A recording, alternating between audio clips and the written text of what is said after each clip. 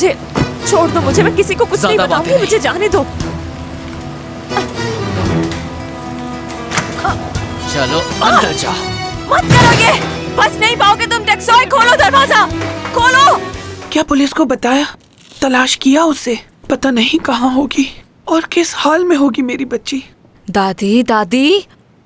देखिए दादी, अपने दिमाग पर इतना जोर मत डालिए। आप उसके लिए बिलावजह परेशान हो रही हैं। पुलिस को बताने की कोशिश मत करना, वरना मैं यहाँ से बच नहीं पाऊंगी। सुजन साहिबा। और आखिरी बात ये कि तुम मुराद को छोड़ दो। दरअसल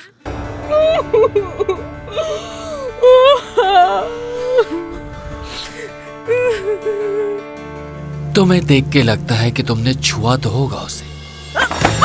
बस बहुत हो गया टेक्सॉय, मैं तुम्हें मार डालूंगी।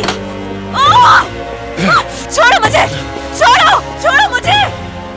ये उस लड़की की जान का मामला है और तुम्हें जायदाद की पड़ी है। वैसे प्रॉपर्टी की बात कर रहा हूँ मैं यहाँ। तुम्हें अंदाजा भी है कि अगर उसने ये सब कुछ बेच दिया तो उसके लिए कितनी मुश्किल खड़ी हो जाएगी? उसे समझ में क्यों नहीं आ रहा?